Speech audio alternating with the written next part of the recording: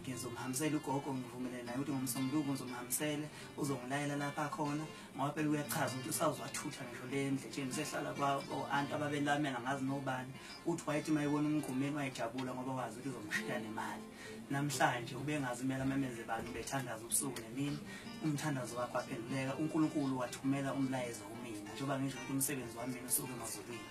angenze into ngoba ngqagela ngenza into ngoba isifikile ikwathi angiyenza kodwa ke namhlanje konke kwenzekile gogo ukhisimuzi wakho uzofana nabanye ukhisimuzi ukhuzane osemhlweni kaMaskandi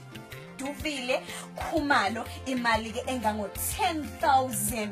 rand so nje siyabonga kakhulu ubufakazi ke yibo lo sibusisiwe isandla esiphayo kulesandla esamukelayo la uthathe khona nje uNkulunkulu akubusisa imali ke engango 10,000 so ugogo unengane ngani Zezu7 azikho kuhamba phezulu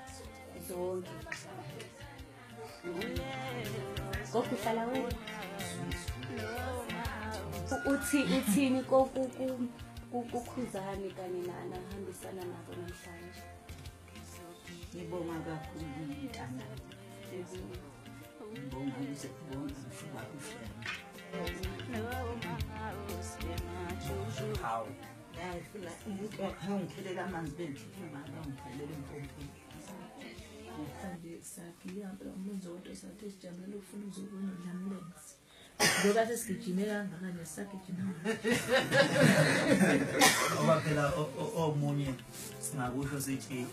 abanye bengathi nje ukuthi hawu kungani manje ugogo sokuvela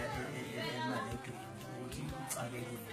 ugogo phela nithi ubezala uyise umgqumeni bekunguyisizwe sonke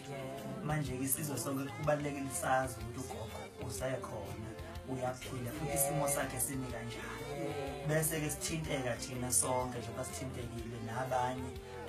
abathintekile abasazothinteka nesimo sagogo bese nobelulisana ngendlela abazoyima ngaso isala umgqumeni phela bekuyisizwe sonke ubejabulisa isizwe sonke akumele ugogo asokole kodwa wayezala iqhawe emphakathini womhlaba wonke